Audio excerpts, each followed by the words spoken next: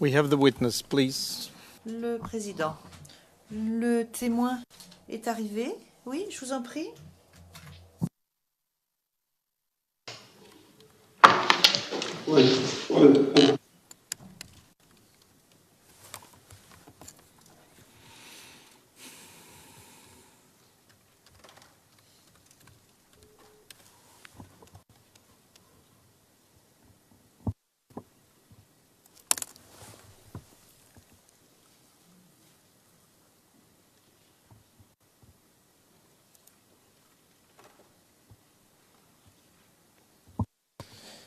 I'm calling the remote location. Can we...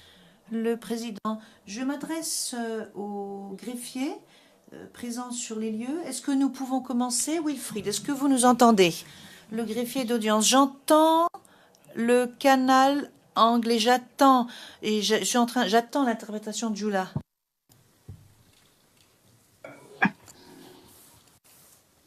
Thank you. I can hear it. Le greffier d'audience sur les lieux. Merci, je peux entendre maintenant. Le président, donc, nous pouvons commencer le greffier d'audience sur les lieux. Oui, nous sommes prêts. Le président, je vous remercie. Le président, bonjour à vous, monsieur le témoin.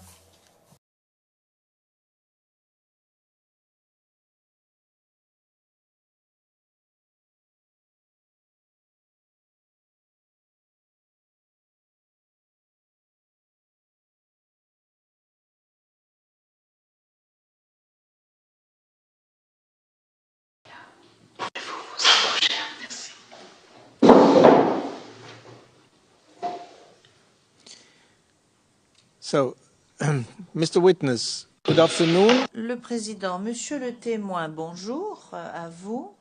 Nous allons donc maintenant commencer votre déposition. Bonjour, comment allez-vous?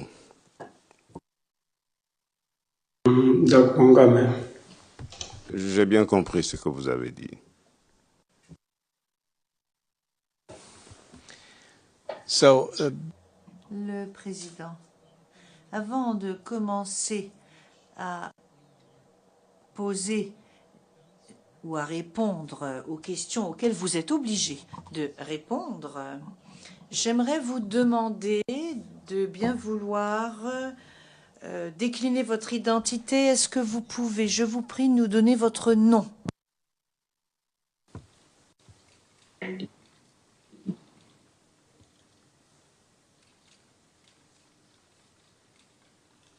Je m'appelle Kanjuru Samura. when are Et quelle est votre date de naissance?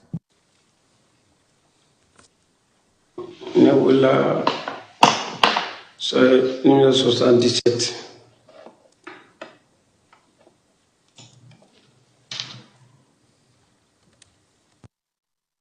Je suis né en 1977.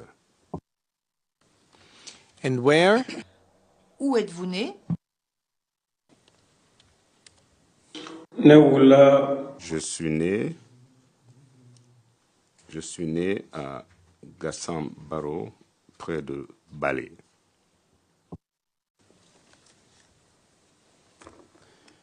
Near what? Near? Le président, pardon, vous avez dit près de quel endroit?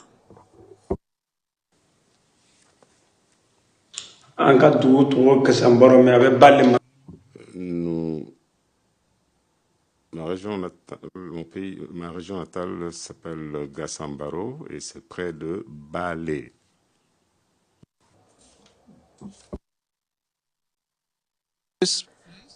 Le président, dans quel pays se trouve ce lieu, s'il vous plaît? Dans quel État?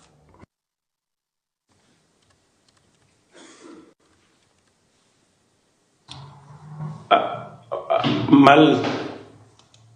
Il se trouve au Mali. Le président, très bien. Vous êtes un citoyen du Mali, c'est bien cela?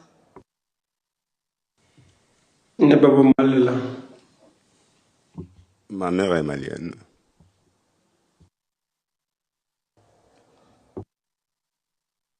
Father? Le président, et qu'en est-il de votre père?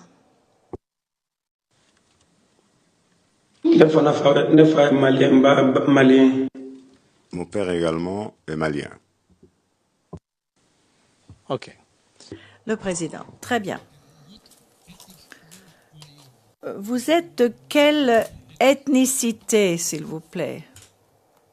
Quel est votre groupe ethnique? Ne marakala b'a fɔ ko sarakole. Je suis Maraka, on nous appelle Sarakole.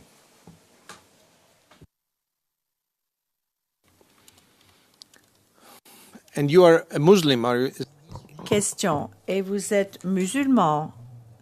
C'est exact? Ne ye silamɛ.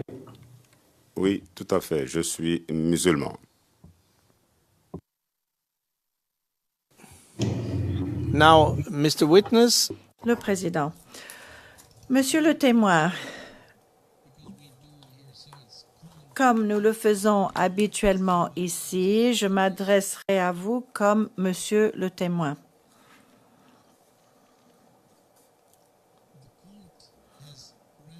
La Cour vous a accordé un certain nombre de mesures particulières, donc vous bénéficiez d'assistance psychologique en fonction de vos besoins pendant votre déposition. Si vous avez des difficultés, n'hésitez pas à m'en parler et nous ferons des pauses si vous en avez besoin. Vous bénéficiez également d'une assistance à la lecture en cas de besoin. Et en tout état de cause, si vous avez un quelconque problème ou souci, n'hésitez pas à me poser la question et nous allons vous répondre. Est-ce que vous avez bien compris?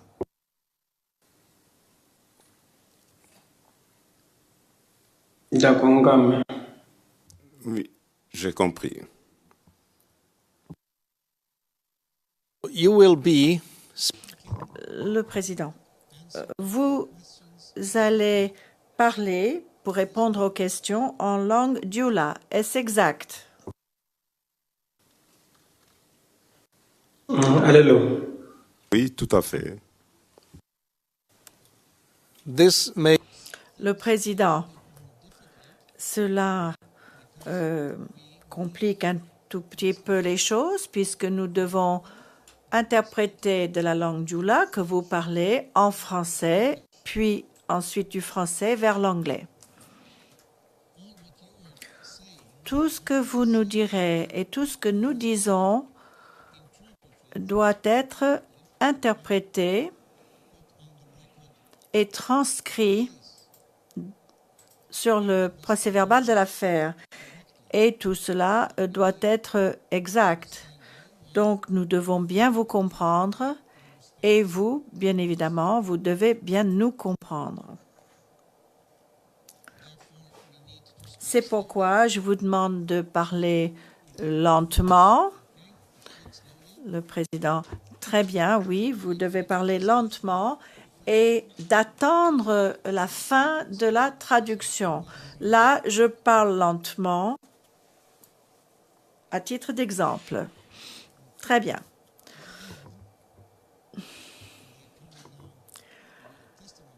Vous savez, et j'aborde votre déposition, vous savez que cette chambre a été constituée afin de poursuivre l'affaire du procureur contre M. Gbagbo et M.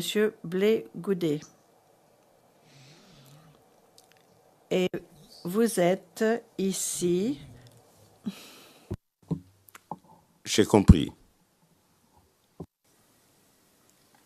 and you are a witness Le président poursuit. Vous êtes un témoin et en tant que tel, vous êtes ici afin de nous aider à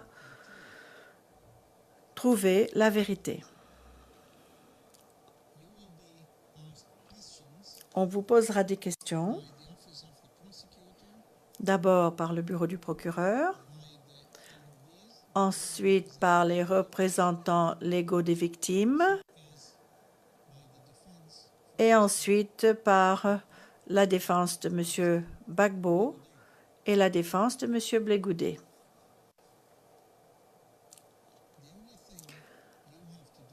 La seule chose que vous avez à faire est de répondre aux questions en fonction de ce que vous savez, c'est-à-dire de dire la vérité. J'ai bien compris ce que vous avez dit. Good. So now and before Président, très bien. Avant de donner la parole au représentant du bureau du procureur, vous devez tout d'abord prêter serment afin de dire que vous allez dire la vérité. Je vous demande donc de répéter après moi.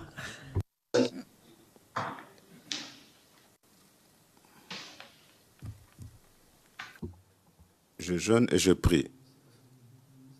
Tout ce que je dis, je peux le répéter parce que moi, je prie, je m'en remets au bon Dieu. Donc, je dirai la vérité. good. Le président, c'est très bien, c'est ce que nous demandons. Je vous demande de bien vouloir répéter la déclaration solennelle suivante. Je déclare solennellement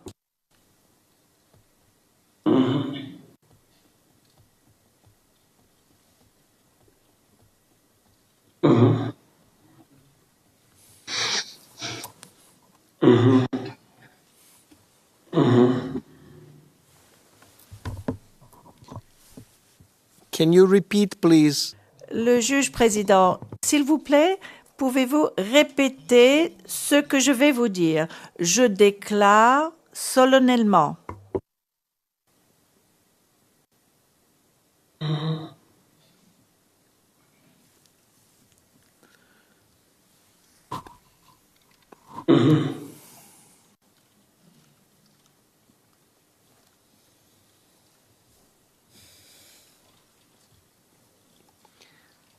Mr. Witness, J'ai dit que je jeûne et je prie. Et je ne dirai que la vérité. Je m'en tiens au bon Dieu et au prophète. I think we can leave it on the, with this, and I give the floor now to the office of the prosecutor, so for his questioning, and please answer the questions in a truthful way. Je pense que nous pouvons nous en tenir là. Je vais donner la parole maintenant au représentant du procureur et je vous demande de bien vouloir répondre aux questions en disant la vérité et de nous dire uniquement ce que vous savez ou ce que vous avez personnellement vu, entendu ou vécu. Est-ce clair?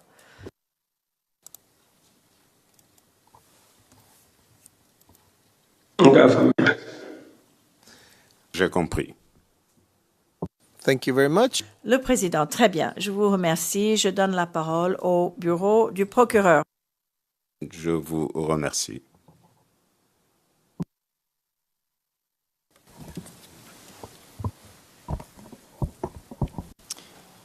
Thank you, Mr. President.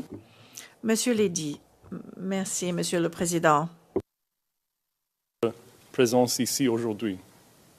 Je m'appelle Nicholas Letty.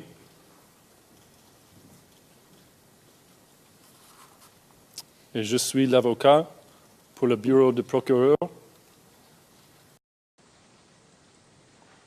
qui va vous poser quelques questions cet après-midi. On a eu une occasion pour se rencontrer brièvement pendant une réunion de courtoise vendredi dernier. Comme vous avez déjà constaté, je vais vous adresser comme monsieur le témoin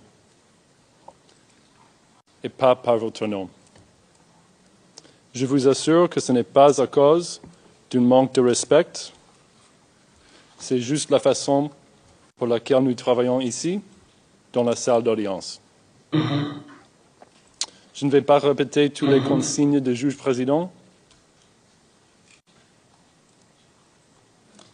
Je vais juste vous rappeler de parler lentement pour faciliter la tâche des interprètes. Si on a besoin de ralentir ou de faire une petite pause, je vais juste faire un petit signe avec ma main, comme ça. D'accord? Oui, j'ai bien compris ce que vous avez dit. Je vais vous poser mes questions en anglais parce que je maîtrise cette langue un peu mieux que le français. Mais on va tous les deux se comprendre grâce à nos interprètes. Et maintenant, je vais passer en anglais. Now, before we start, Mr. Whitney, Monsieur Lady, avant de commencer, Monsieur le témoin, je vous demande de bien écouter mes questions. S'il y a quelque chose que vous ne comprenez pas ou si ma question n'est pas claire, n'hésitez pas à me le dire et je répéterai la question. Je voudrais souligner que je vais vous poser des questions sur des événements que vous avez vous-même entendus ou vus. Si vous parlez de quelque chose que vous n'avez pas vu vous-même, s'il vous plaît, dites-le nous et dites-nous comment vous avez appris cela. Cela permettra au juge de comprendre ce que vous savez et comment vous l'avez appris. Si vous avez besoin d'une pause à un quelconque moment, n'hésitez pas à le faire savoir à la Chambre.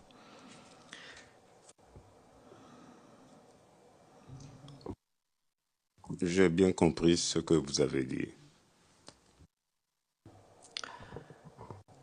Question. Je voudrais commencer par quelques questions supplémentaires concernant votre vie personnelle. Est-ce que vous êtes marié actuellement?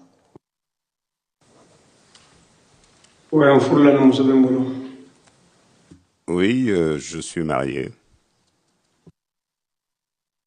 patient. Question. Et quelle est votre profession actuellement?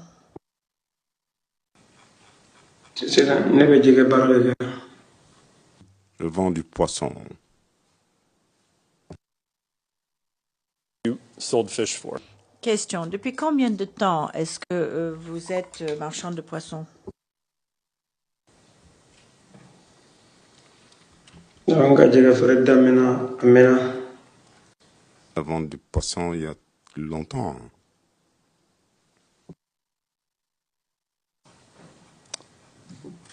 Was it several years ago? Question. Il y a plusieurs années que vous avez commencé cette occupation? Oui, pendant plusieurs années. And how far did you go in school? Question. Et est-ce que vous êtes... Pendant combien de temps êtes-vous allé à l'école? Moi, je ne suis pas allé à l'école. Are you able to read and write a little? Question. Savez-vous lire et écrire un peu ou pas du tout?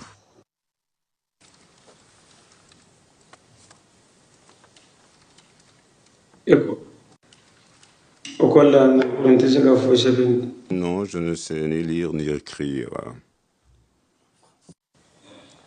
en français. Can you read or Question. Savez-vous lire ou écrire dans une autre langue?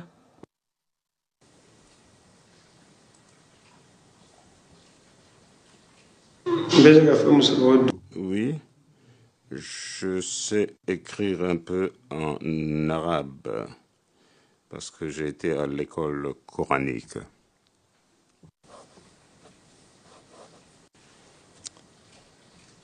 For how long did you Question.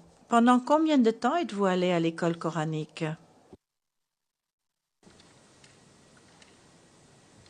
kurankalan kɔni L'école coranique, je suis resté pendant 14 à 15 ans.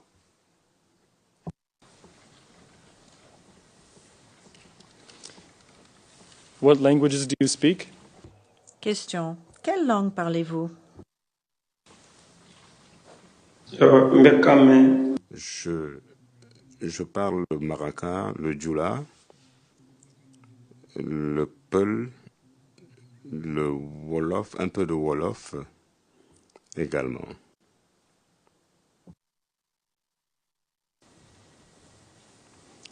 When did you move to Côte d'Ivoire? Question. Quand est-ce que vous êtes parti en Côte d'Ivoire? non la Côte d'Ivoire c'était 96 Je suis arrivé en Côte d'Ivoire en 1996.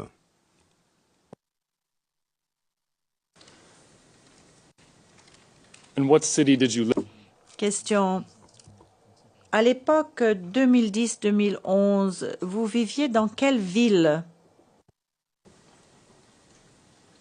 depuis n nana Côte d'Ivoire kɔnɔ Depuis que je suis arrivé en Côte d'Ivoire, j'ai habité au même endroit. Je ne me suis installé nulle part ailleurs.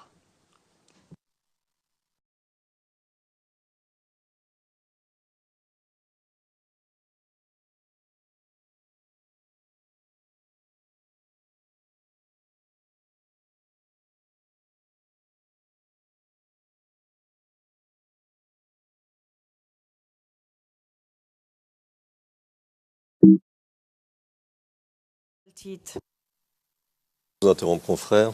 Monsieur le Président, la Défense demande la requalification de ce passage qui a été tenu en huis clos partiel, considérant qu'aucun élément qui pourrait prêter à conséquence n'a été abordé, sachant que le quartier dont il est question compte des centaines de milliers d'habitants et que le sous-quartier dont il est question compte au bas mot des dizaines de milliers d'habitants.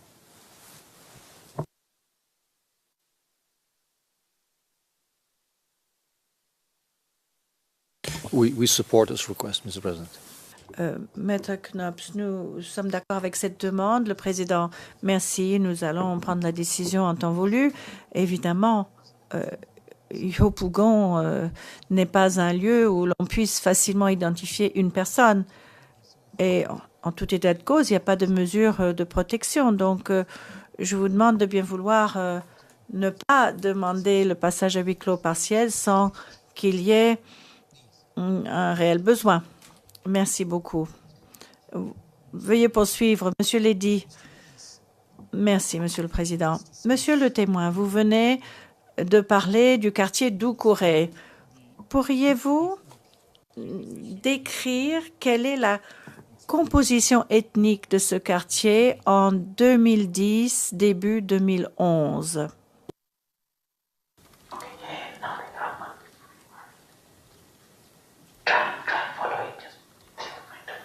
d'accord D'accord. Il y a les Sarakoulé, les Aoussa, les Moussi.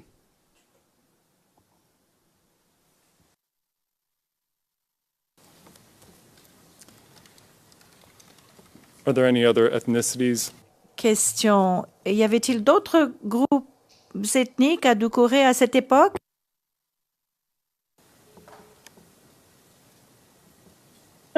siya wɛrɛ bɛ se ka kɛ mɛ ne ka siya minnu don ka hakiliya na n bɛ se k'o fɔ Je pense que ce sont les groupes ethniques que je peux citer. Il y en a bien d'autres. Mais moi, je suis en contact avec des membres de ce groupe ethnique. Autrement, il existe beaucoup d'autres groupes ethniques.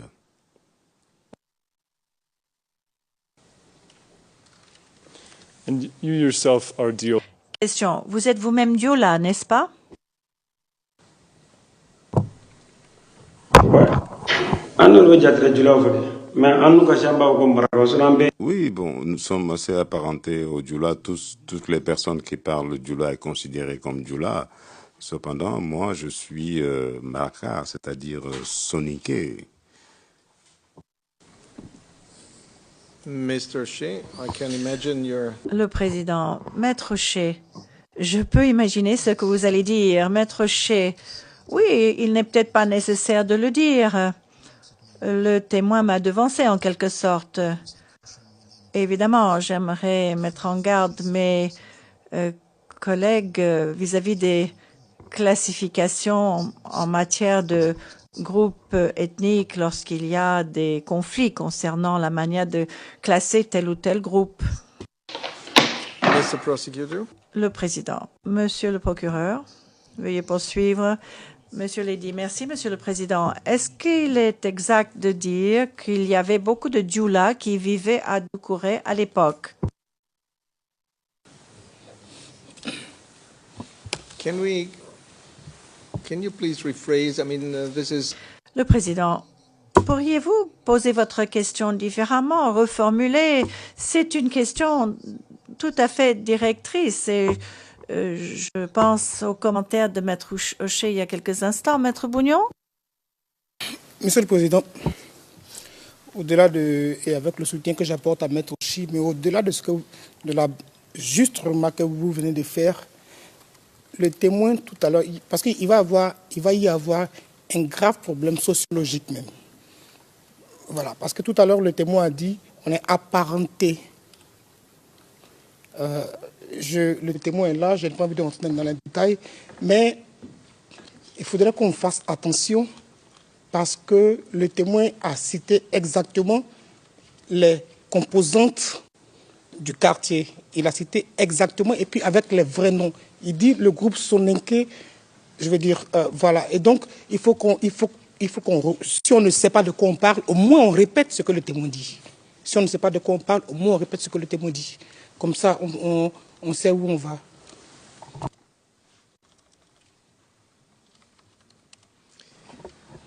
Mr. Prosecutor. Le Président, Monsieur le procureur, Monsieur Lady, je peux passer au sujet suivant. Le Président, très bien. Question. Monsieur le témoin, je voudrais vous demander de réfléchir à la période 2010-2011. Est-ce que vous vous souvenez d'affiches ou de bannières à l'entrée de ce quartier à l'époque?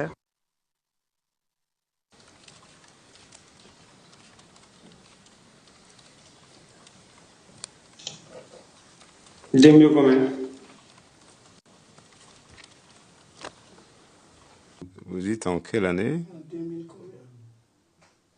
Et est-ce dans le quartier? Mr. Witness. Le Président, Monsieur le témoin, nous parlons de la période de la crise fin 2010, début 2011. C'est cette période-là dont nous parlons ici.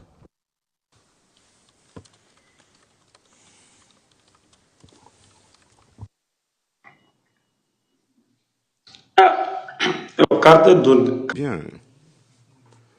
Il y avait des barrages, mais quant aux pancartes, je ne sais pas vraiment.